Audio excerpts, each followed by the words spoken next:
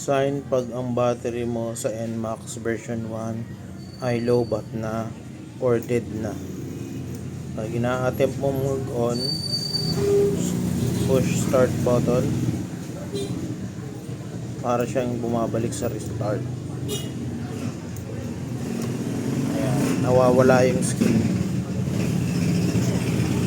Tapos yung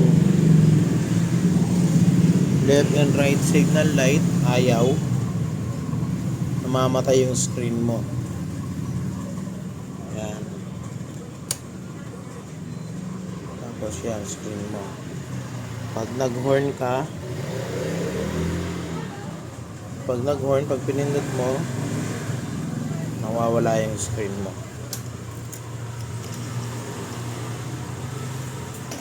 Naka-maximum na rin siya ng kulang 5 years.